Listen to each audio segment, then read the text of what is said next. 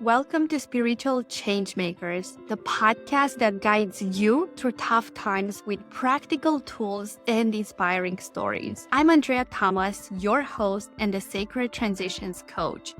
Join us as we hear from spiritual changemakers who have connected with their higher power and overcame adversity. Whether you are navigating a difficult transition or seeking to deepen your spiritual practice, our podcast provides guidance to help you find magic in the change. Come on this journey of self-discovery, empowerment, and transformation with us and unlock your potential to become your best self. Welcome, my beautiful souls, to a new podcast on Spiritual Changemakers. I'm so happy to have Stephen Seidel. I hope I said it right. Yes, you have an accent, so you get a hall pass. Yeah, Stephen Seidel, thank you so much for having me on.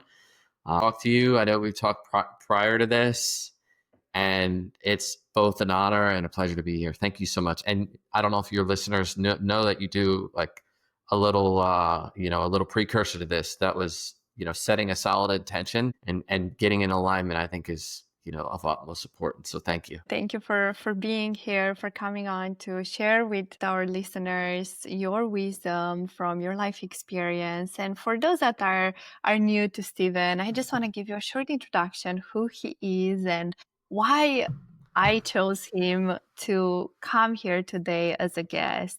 He's a TEDx keynote speaker, media expert, and brand strategist who helps entrepreneurs, startups, and HR leaders to drive cultural alignment and authentic leadership.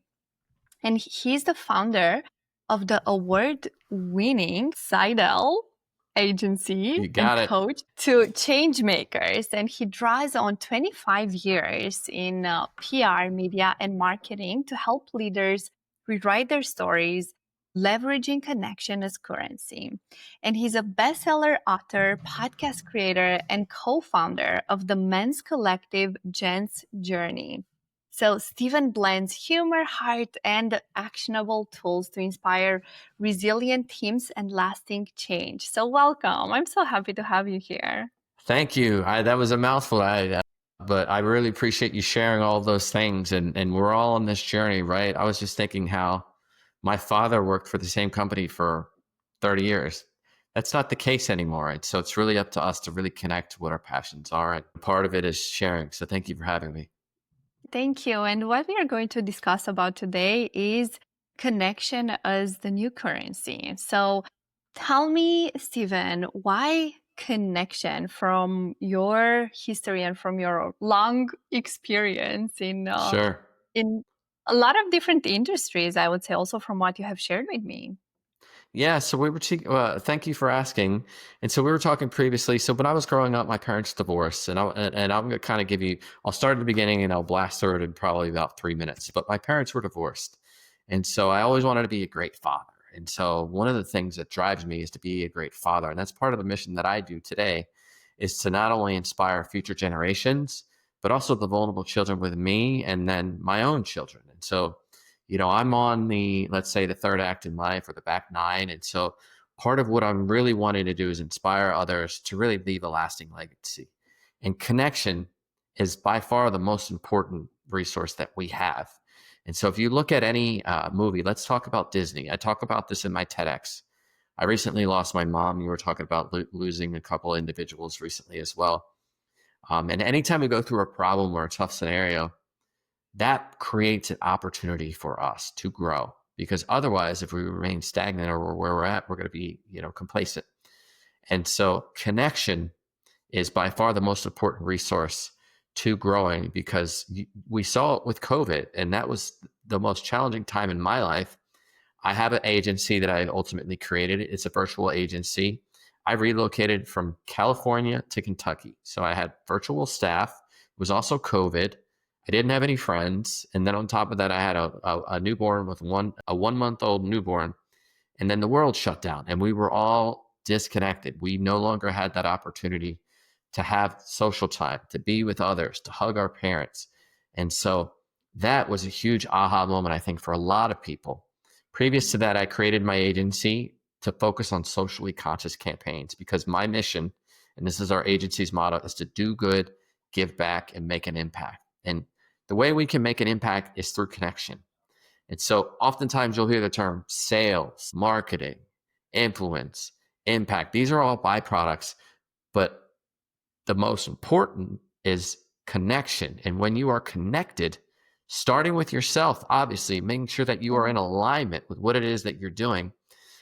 And then if you are connected to that, then you can move forward and come from a place of getting to go to work versus having to go to work. And then with that connection, you can connect to other individuals, whether or not they're a sales prospect or from a personal development perspective. When you look at a Disney movie, there's always the lead. It's the hero's journey from Joseph Campbell. The lead character, they have something bad that happens to them, and then they find a best friend, or they find a love interest, or they find someone else to help them go on their journey. And then ultimately they achieve that journey. But that is connection. And so when you think of connection as a currency, it applies both personally, making sure that we have friendships, that we have a connection to ourselves, that we love ourselves, but also from a business perspective.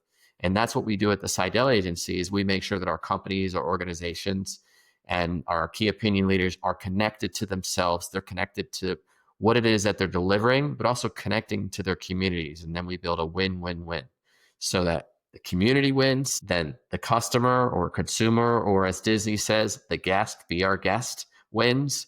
And then ultimately the company, or if you are the company, that you win. And with that win-win-win, it's no longer, look, one person or mutually exclusive. Everyone can win.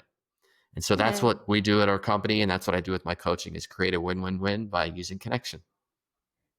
And I love you share that because literally just a few days ago, I was having a conversation with one of my clients and she was applying for some jobs. And I was telling her, when you apply for those jobs, can you visualize and think and see that, okay, I'm going to move forward and I'm going to be accepted if it's a win-win for both of us and for Mm, everyone involved? Can you have that approach and trust that if you don't move forward with the job, it's because it's not a win either for them or you?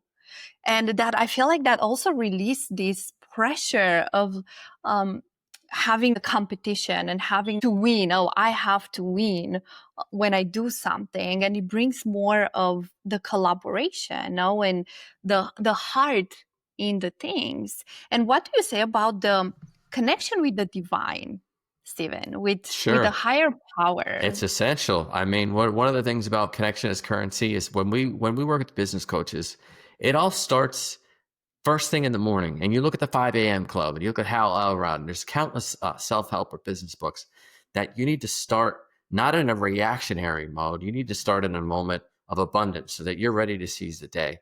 And so one of the gentlemen in my group, the men's group that I created when all of these things happened and my mom was sick during the pandemic, I didn't have anywhere to turn. So I created a men's help group or a men's collective.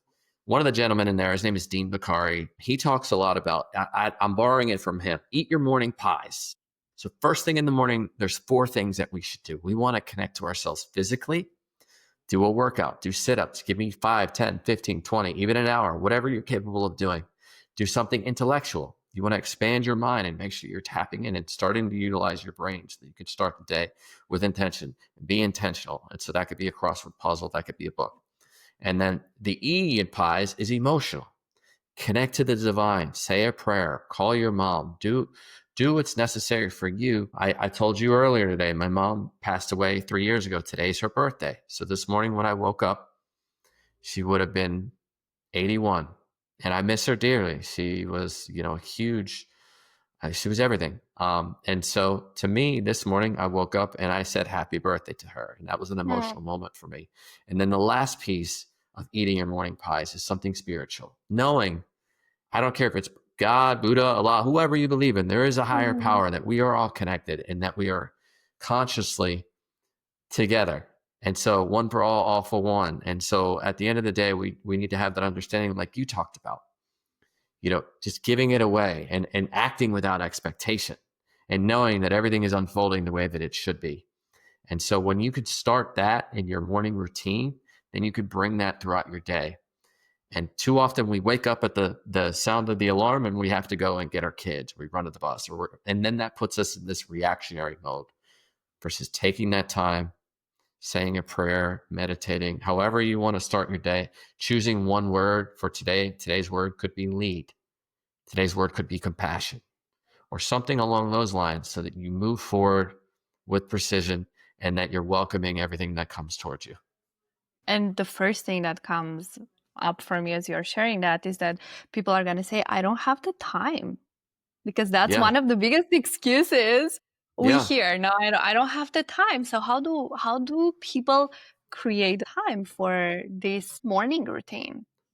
Yeah, there's that's a great question about the time for the morning routine. And it all comes down to what we do when we do our personal training or when I'm coaching with C-suite executives. I start with your mission, we go more into your message, your media, your community, and then we get into your movement. The first thing is what your mission or your purpose, or Simon Sinek calls it, what's your why?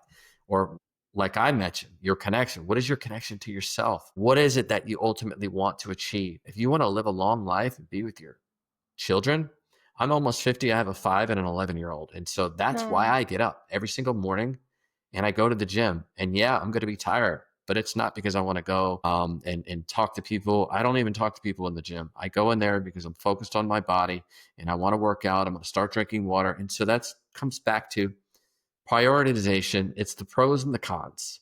So do you want to live a long life? Yes. What's going to allow you to do that? Being physically fit, being smart about your nutritional choices, making sure that creating space for yourself, silencing the busy noise, which when you get up.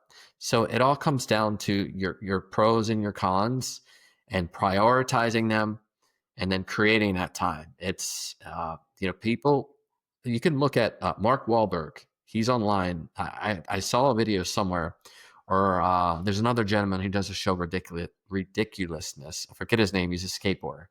But his time management is so precise, getting up at 4, working out for 20 minutes. And these are the individuals, and I'm not saying you have to be that diligent, but Hmm. it's just like watering a plant. When you water that plant, you're going to allow it to grow. And so it doesn't mean that you need to get up at 5 a.m., but try getting up 5 minutes earlier. Do that for a week. Do that for 2 weeks. Do that for 3 weeks. And then start to notice the changes. And then in addition to that, I strongly suggest that you journal and you write down, and it could be one thing that you're grateful for each day, or even just writing that down. It could be a small gratitude journal. It's called the 5 minute journal. You can buy it on Amazon, or there's I several love other that ones. one. That Yeah, one's I great. used it for many years. Yeah, we have one. My Dean, who I talked about, he has one for men too, but it has all these quotes. But then you start to realize that, and you start to say, okay, I'm grateful. And then you'll see, hey, I got up earlier. I felt better. I'm more healthy. I'm in a healthier mindset. And so it's creating that time when somebody says they don't have it. Those are simply excuses. It comes back to me, especially when working with C-suites and business executives. If you want to be successful, you got to put in the work. And so I found a lot of the things that I've done. I think Malcolm Gladwell might have called it the 10-year plan. It's on the 20-year plan, where I was an actor, I was an entertainer. I finally sold my first show 20 years later. I finally did my TED Talk 20 years later. And so these things do take time. That's where you need to put in those habits. And you can look at a book like Atomic Habits or something along those lines to really position that. Great recommendation. And Yeah. going back to the connection part, so this, like having a morning routine and the system that you have shared with the audience, it's Mhm. starting with the connection with self and with higher power. So afterwards, you can connect with those around you deeper. But what would you say are some of the biggest challenges and blocks that people have when it comes to connection? Yeah, I think in terms of connection, there's a lot of it has to do with the way that we were raised. And so those are That's there's the Cartman drama triangle. If you've ever heard of the Cartman drama triangle, it's the victim mindset. So we often fall into the realm where we can play the victim mindset, where when we point the finger, really there's three pointing back at us, but it's taking that accountability towards the life that we're living and ownership around what it is that we're doing.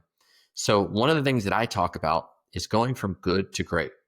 So my motto for my company is to do good, give back, make an impact. So do good is great, but we really want to shift personally for you and your teams when in a leadership role to being great. So that's grateful, reflective, ethical, accountable. That's what we're talking about right now.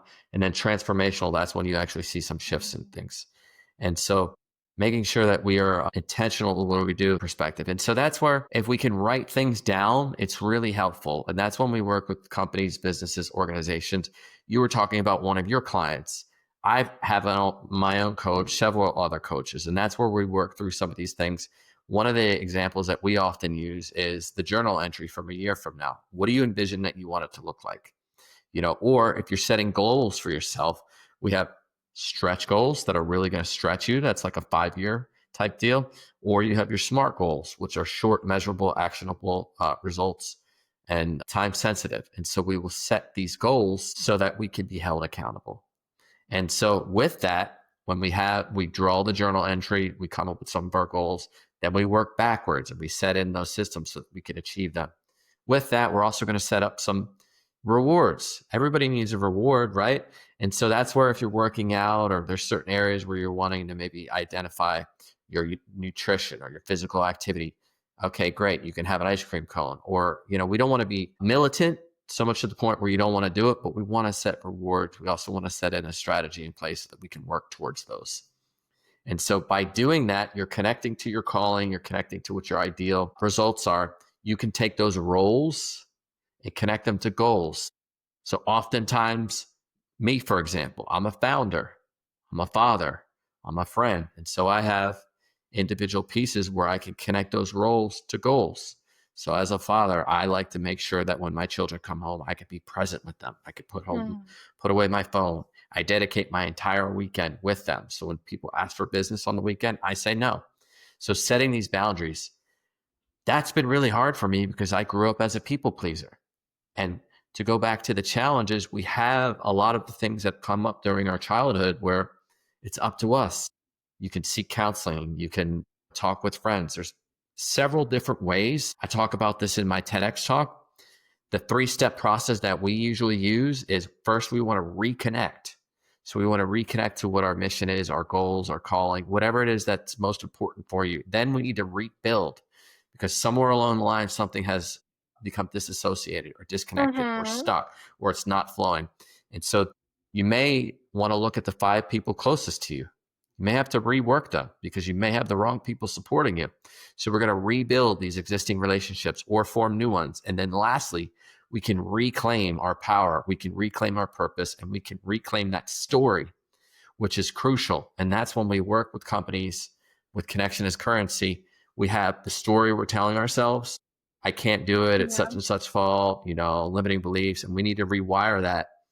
And then we want to tell the story that's empowering us to be the best version of ourselves. And then once we have that, if you're pushing yourself from an authentic standpoint, you have that story that you want to share with your audiences and your community and your clients and your customers so that they can see themselves in you, just like a mirror. And that's where it really helps that you could be vulnerable about your journey. Yeah, and where I would like for us to go a little bit from here, Stephen, is how do you reconnect, let's say, with your purpose, with your mission? Because even for me, I would say, as I was sharing with you before we started recording, after my life partner passed away, I felt like I went into a very deep journey of healing journey and not being able to really connect as much with my work, you Yeah, know, I can like empathize with you. one losing the drive there. So I'm curious, what has helped you and what can help especially entrepreneurs who they're like, like I know for sure I started this because it's my mission, it's my work, but then along the way something has broke. Yeah, I think, and I can empathize with you. And by the way, I'm sorry for your loss. And I know that we were speaking previously. There's no guidebook, there's no rule book. And what I'm sharing, how's that working for you? These are all things that have worked for me. Potentially they could work for you. Give them a try. We don't know unless we do, right? Mhm. And so for me, it was something similar. It was really tough. I had every major life occurrence happen during the pandemic. And then I became the caretaker of my mom. I found out she had stage 4 cancer. And it was really interesting because I was in the middle of a Tony Robbins. It was called the Comeback Challenge. And I don't know if anybody Oh, listens to Tony Robbins, but I appreciate him and the work that he does. And he was all about coming back. And this is during COVID because a lot of things have shifted. And he was like, you can achieve your wildest dreams. You might not think so, but you can. And so you just need to take the first step and start moving forward. And sometimes there's failure involved. And so I found out my mom was sick and I didn't know where to turn. I was running my business from my laundry room. I had to do that because I needed to provide for my family. And so I was in a position where I had to figure it out because there was no real solution. Other people may have other scenarios, but for me, that's where I went back to the TEDx talk, The Hidden Power of Grief, where I really needed to just take a step back and take a couple of weeks and figure out, man, this has been really, really tough. And so when I did that, I joined an organization. It was called Meditation Hill Sangha. It's run by Pat Croce. He's the former owner of the Philadelphia Sixers, but he has this whole spiritual rebirth. He's a motivational speaker, but it was a whole spiritual rebirth where we talk about existence and living in the moment and taking a 6-second sacred pause before we react so that we can respond, and having 3-word mantras to remind us to come back to the present moment. And I think that's really where the true gift, the present is a gift. And when I was able to start doing that work, I found that I was in a situation where I didn't have anyone besides this group. So I created my own group for the men's group. And I found my growth friends because I knew the people that I was going to be around, I needed to have positivity. I needed support. And I think when we're in a tough moment like that, or these leaders are in a tough position, it all comes back to taking a good look at yourself. Where are the connections? What does your community look like? What does your network look like? And who can you rely on? For me, it was a tough scenario to talk to my wife because we're already dealing with children, house, and there was a little bit of, having my mom move into our house. It was challenging. oh, So I knew that necessarily wasn't the best option and I needed a support system. So I started doing the Sangha, and then I realized, look, I need to come from happiness, not for happiness. And then I needed to figure out what truly makes me happy, what makes me feel connected, what makes me feel fulfilled. So that's where connection as a currency really helped. And I started to take notes. Honestly, I did a note on my phone of all the things that I loved and the things that I enjoyed. And I tried to surround myself, even my office space, making sure that there were pictures and colors. There's a recent report about, the vibrancy of colors really brings in new life to you because it allows you to wake up. And so being present, having an awareness of what I was feeling, what was contributing to those feelings, also taking note of who the individuals were. How did they make me feel? Did they make me feel positive? Did they not make me feel positive? And that's what we do in our work. We take an inventory of where we're at. What are the things that inspire you? How do you feel in those moments? And then moving forward, what is it that you ultimately want to do? And then finding a safe space. So I talked earlier in the TEDx talk, reconnect. What are those loves? Rebuilding. What is the community? Is it a therapy? Is it a therapist? Is it a counseling group? Is it a men's group? Who can you talk to where you can ultimately share how you are feeling? Because if you keep it bottled up, you're going to explode. So that's where journaling is going to help you as well, because you're getting those thoughts out. There's a really cool book called The Artist's Way by Julia Cameron. It's for artists. It's a spiritual guide to higher creativity. And she has an activity where she suggests every morning you do 2 pages of a stream of consciousness. And you wake up and you just write. And you can say, I hate writing. I don't know why I'm doing this. But that just allows some of these thoughts that are pinging around in your head to get out. And so with that, when you can rebuild that, then finally you can get to that final phase where you're wanting to reclaim your purpose. And that's where you're going through the 5 stages of grief and you've had your anger. For me, I started to see serendipitous moments. And to me, that was a reminder. I felt that as if I lost somebody. Let's say you lost a job, a person, a car. We feel as if that experience is no longer with us when in fact it really truly is. And so Rumi has a really amazing quote. Goodbyes are for those who love with their eyes, because for those who love with their heart and soul, there is no such thing as separation. And so speaking to what you spoke about earlier, spirituality and the higher consciousness, we are all connected. And so just because they might have gone to a different place or become a different form of energy does not mean that they are lost. And then I saw 3 things in particular. A cardinal kept showing up at my window. And it's been said that a cardinal is symbolic of a lost loved one. Every day it would show up at my job and I'd look out, my cardinal would Mm. be right there. And to me, that was my mom or her spirit or just simply a reminder. And then my daughter would often say, love never ends. And so she started saying, love never ends. And to me, that was a reminder that her love never ends, or whatever it is that you might have lost or you feel that you're separated Uh-huh. with. And then lastly, um, I used to share French fries with my mom. And I wrote a poem when I was at a time when you talked about this before, the loved one. Sometimes when we're like artists or we're like just in the flow, these things just come out of us. So I wrote a poem called Fries at the Bottom of the Bag. And I used to love when my mom would take me to a drive through to get a Happy Meal at McDonald's. And those minutes that I would share and those special moments, giving her the empty bag of French fries and seeing how much joy, and we all know they're best ones Mm. anyway, but seeing the joy that she would get eating those leftover fries at the bottom of the bag. And so I started to share that story and get that burden off my back. And then my daughters would go and we'd eat our fries at the bottom of the bag. And when I cleaned out my mom's house, there was a bag at her estate. And at the bottom of that bag was a little McDonald's cell phone from some Happy Meal from years back. And it was the fries at the bottom of the bag. Uh, And so for me, it was like a reminder that this is purely a teaching moment for me to connect back to my purpose, to keep moving forward. My mission has and always will be to be a great father. So I need to be a great father, be a positive example for my children, and then help these other men in my men's group that I've created to be the best fathers that they could as well. And so when we uh, share that story, that's truly where we reconnect. One final thing that we do a lot with our clients, we call it a mind movie. So once you figure out what your connection is, where do you want to go? What's your message? Your community, what does that look like? And what kind of movement do you want to build? Like, look at Taylor Swift. She's building a movement. She built a movement. And that's ultimately what other individuals, Toms, buy one, get one. They build a movement about, helping people with their shoes. But when you figure that out, you could create a really cool tool. It's called a mind movie, where you can pull up Canva in lieu of a visualization board. You can find all the images that you want. You can listen to the music that you love, put together a little mini video, and then you watch that every single morning. And that begins to work on your psyche and in your mindset. And you don't need to figure out how you're going to get from point A to point B.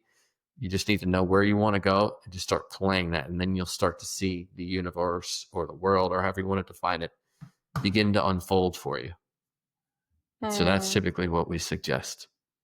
Yeah, and as you shared, you don't need to know the how, because I think so many people get hung up on the how. And what I'm reminding myself every single time and my clients is that the how is not our business. Like, the how, it's in the hands of God, the divine, whatever you name it. For us, what is important is to be connected and to take one step at a time. Yeah, and I think often we go to the past, right?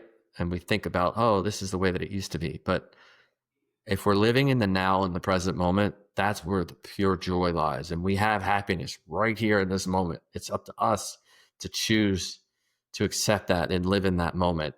Or if we're in the future and we have, I mean, I struggle a lot with it. I have neuro spiciness myself. My daughter has OCD.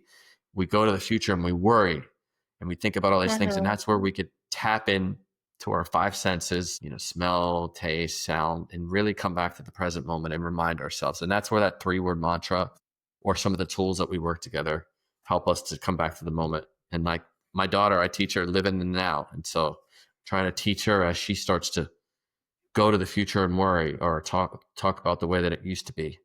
The present moment is truly a gift. And when we could step there, that's where everything unfolds for us. Yeah, and that's one of the, I would say, one of the biggest gifts also my partner gave me, because I used to do that. I used to go a lot into the future and worry. And I was like, oh my God, what if? What if he's going to pass? What if he's not going to make it? What if? What if? What if?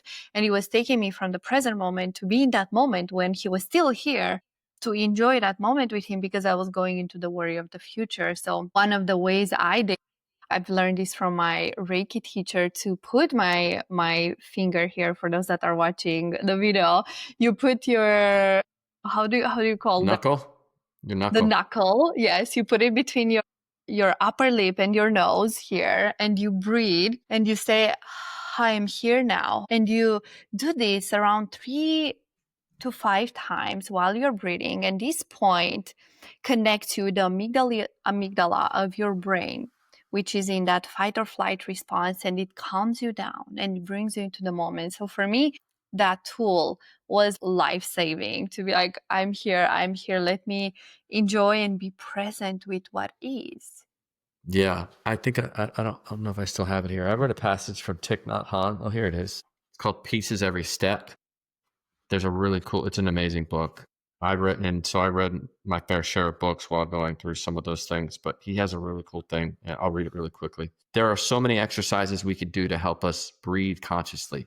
Like the fact that our breath is working and we don't have to do a thing, or our heart is beating every moment and we don't have to do anything. It means it's all unfolding for us. And so if we can get out of our head and into our hearts like you're doing, is truly game changing. And so besides the simple in and out exercise, we can recite these 4 lines silently as we breathe in and out. Breathing in, I calm my body. Breathing out, I smile.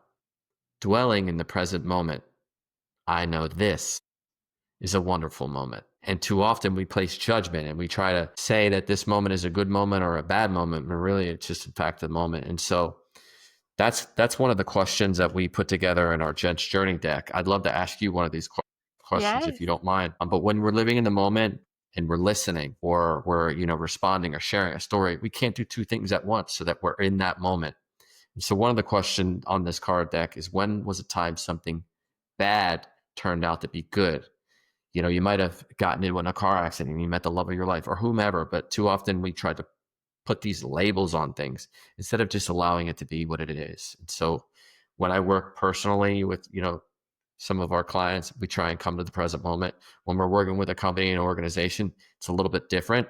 But at the same time, these are all things that are happening for a reason. And we just need to find, what that reasoning is and what that message is as we connect. But I have our journey deck. So this is a card deck from 150 meetings. The same questions kept coming up to the top. And so at our gentsjourney.co is the website. We decided that we wanted other men to have these tools so that they could connect on a deeper level. And we saw so much. One guy in our group lost his business. I lost my mom. Another guy had some issues with girlfriends. Another gentleman had somebody suing his company. So we went through several major experiences, yet together we had a community to empower us. And so these are the questions that came up. So I'm going to go through these cards like a magic trick because I love magic. And I'm going to stop. You tell me to stop, but the true magic is in your answer. Stop. What song has profoundly impacted your life and why? It's backwards on the mirror, but what song has profoundly impacted your life and why? I pose that to you.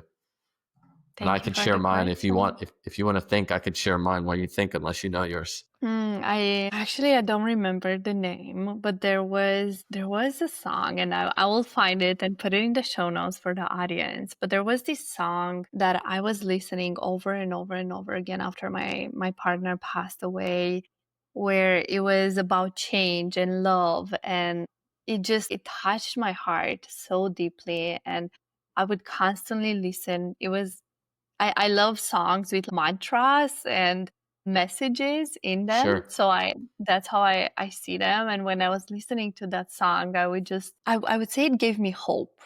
It gave me hope that this change is good, even though it's painful. It is good. And I know it's happening for my highest good. And I love songs, and even right now, many times I love listening to songs with mantras, as I was saying, instead of saying I am affirmations. I listen to songs because they lift my spirit up, and I dance as well, and it's just a beautiful way for me to connect with myself, actually.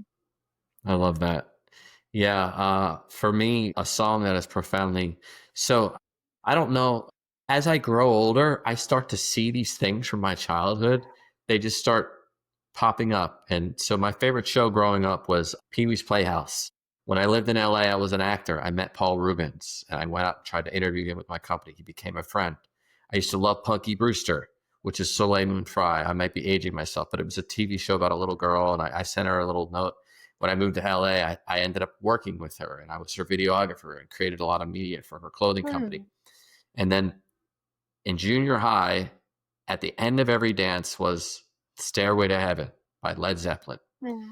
And it was always a long, it's like 7, 9 minutes long or whatever. And I remember there was a funny story where I was dancing with a girl. She had a velvet dress on, and I put my hands on her behind, and my handprints were on the back of her dress like the rest of the day. But I mentioned my mom. I was actually fortunate enough to be with both my parents when they passed away. One might look at that as a curse, but to me, that's a blessing. I got to share those final moments with them.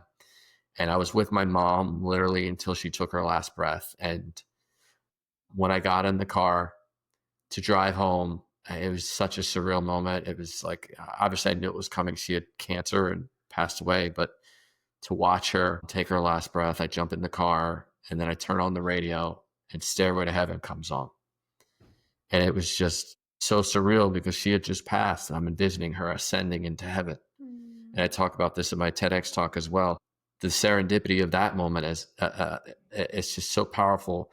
I turn it on, and then the final lines are, "And she's buying a stairway to heaven." I can't sing, but it Mm. was just so profound and powerful. And like, I was screaming, I was pounding fist in anger. I literally had every stage of grief within that.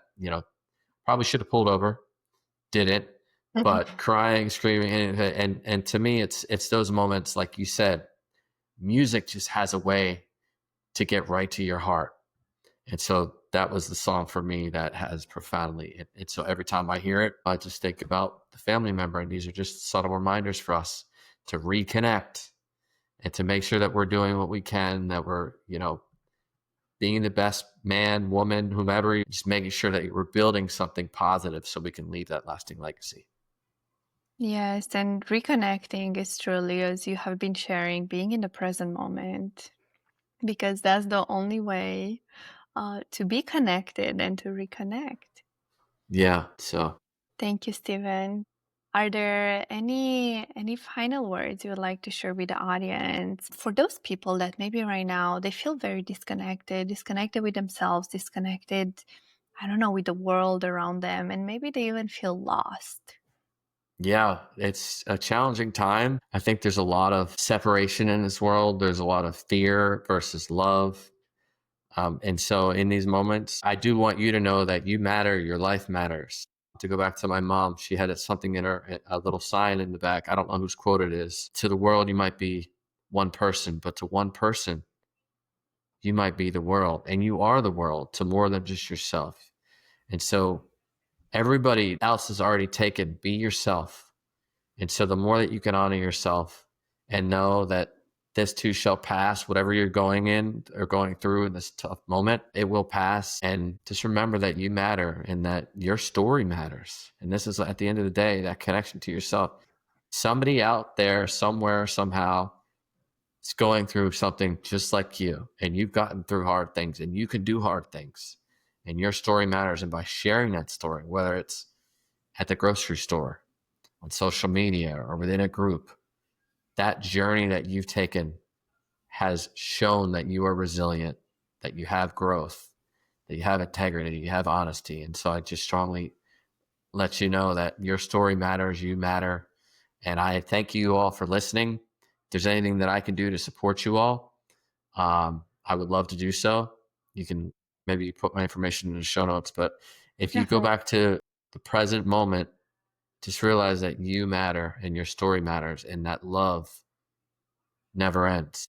And don't wait until somebody's gone to think about the good old days or the memories. Reach out and tell them that you love them. And I know that sounds super corny and basic, but for me, I could give anything to have some of these people that I've lost, and I'm sure you can as well. So just reach out and let them know how much they mean to you, and share just a simple story about something that you appreciated from them. Not just, hey, I appreciate it, but hey, remember that one time when, Mm. we went to Disneyland, and I'm taking my kids to Disneyland in a week or two. And so when I remember when I took my 5-year-old to Disneyland, and now I'm taking my now 5-year-old, and that girl's now 11, but I remember going to Disneyland, and we got a corn dog, We went on the merry-go-round, that she was the happiest that she's ever been. And it's those simple Mhm. moments, just like eating those fries at the bottom of the bag. Just tell them about Yeah. that little moment, and then I'm sure that they would extremely be very, very grateful. What I'm taking out from what you just shared, Stephen, is really appreciating those small moments, because Sure. life is made of small moments, and we don't need to have all these big and grandiose things happening in our life in order for us to be happy and to enjoy it. But when you start enjoying the little moments day by day, that's where happiness and fulfillment is truly found. Yeah, and going back to the gratitude journal, just writing one thing down a day that you're appreciative towards. We talk in our men's group, if you're having a wonderful moment with your wife, family, kids, whomever, your dog, just say it out loud. Don't be afraid. There's too Mhm. much fear in this world. This is nice. We say, like, that's an intention that we say every single time. If you're enjoying that moment and you're like, oh, this is nice, don't keep it to yourself. Say it out loud. This Mm. is nice. Thank you. Appreciate you. I love you. Too often we go to fear when love is really, really what we need to do, because that truly connects us. Yes, and it's at the end of the day, I have learned that truly our purpose here on earth as humans is to give and receive love. That's what we all desire. Yep. I couldn't And agree that's what more. we do. Everything we do, it's because we want to be loved, and we want to love and bring more love into your life, and it's going to be more magical. Yep. Just like the five love languages, because it's all about different ways that we communicate for and to receive love. Yes, and I just want to bring out one point that stood out for me when you shared, Stephen, how you were saying that you were going for happiness, like to get happiness, but how I don't remember exactly how you phrased it, but something like be To happiness, like Yes, so to to come from happiness, come not for from happiness, because happiness. I felt lonely and disconnected and I was reaching out. I Mm-hmm. said, I don't have any friends. I can't find anybody. And so part of in the organization that I was with, they said, well, what do you love to do? What are things that bring you joy? And when you lose when you lose yourself in those moments, especially as a leader or when you're creating a company, that's when it's like, these are the things. If you paint and you realize 15 hours have gone by, like, painting is something that brings me great joy. Mm. And so they said, I enjoyed tennis. And they said, well, go play some tennis. And then you're coming from happiness. And you may find that you might meet somebody who likes to play tennis as well. And if you don't, that's okay too. You're not coming from a place of lack. You're not going for something. You're Mm-hmm. just going because you're there to enjoy something. You're acting without expectations. Yes, and I would say that's key, to come from um, a full cup and not an empty cup, where you go out into the world not because you need to connect with others or you need something from them, but when you are full within yourself, you can go and give. Yeah.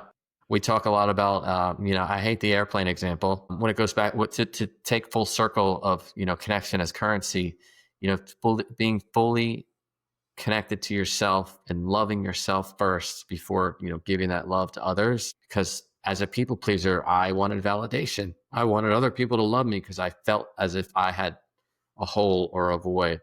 But it was up to me to reclaim that and to fully love myself, so that, like a fountain, once I have all that love, it could go out and have that ripple effect and impact all the people around me in the same positive way. So when we love ourselves, the cup being full, the fountain can flourish and spread all that love to everybody around us. Yes. So, as a conclusion of this episode, go out and about and love yourself more, do more things that make you happy, be present, and express gratitude to those that are still here with you.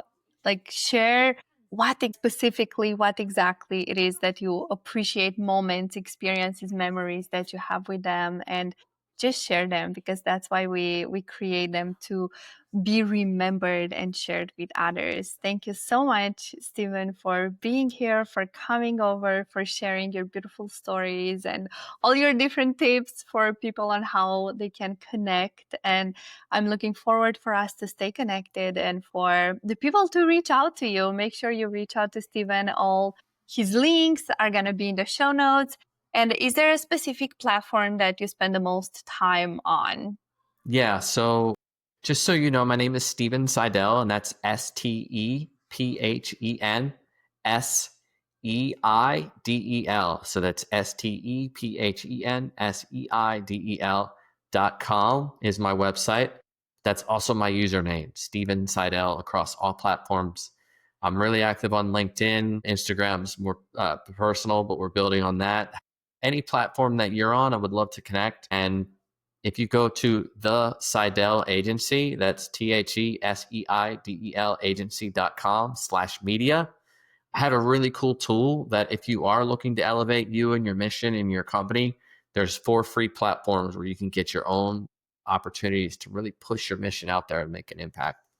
And lastly, I would love if you're a man and you feel like you need a community or support system, check out Jen's Journey. So that's jensjourney.com/join. That's a Substack that we have over 6,000 members, and we give out daily tips. We have different courses and we have different ways where you can connect on a deeper level. And, if you go to Barnes and Nobles, there's tons of book for, the expectant mother, or this is the one thing that we're trying to do to create a tool, just like AI is a tool and a hammer is a tool. This is our mental health tool. And thank you so much for the opportunity to share. And thank you. And thank you for everyone for coming, for listening. Reach out to us. Let us know what is the biggest insight takeaway. What is it that resonated with you and your heart from this episode? Thank you, everyone. Thank you. Thanks for tuning in to Spiritual Changemakers podcast. To stay connected and help us reach more people like you, please subscribe, follow, and leave a comment. Join our community of spiritual changemakers on social media to connect with like-minded individuals and continue the conversation. Remember, the power to create positive change is within you. Keep showing up as your best self, and let's keep the magic of change alive. Until next time.